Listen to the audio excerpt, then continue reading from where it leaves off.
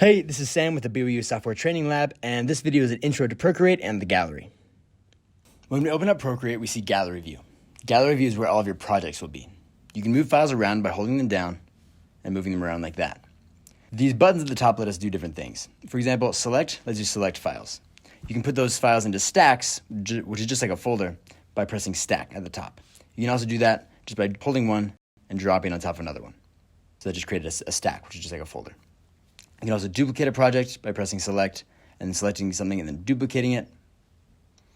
And you can delete a project by selecting it and pressing Delete.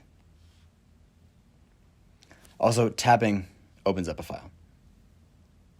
There are a bunch of ways to make a new project. Import will let you import an external file into Procreate. That creates a new file, which is then stored in Procreate.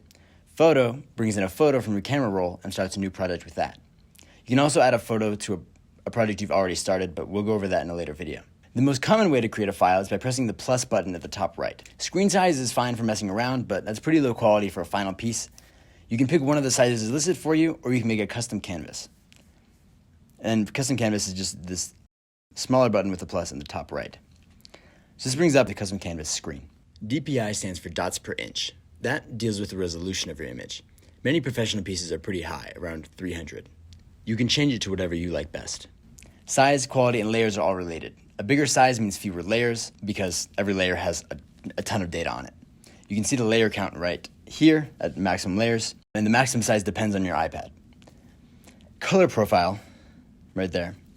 Color profile can be either CMYK or RGB.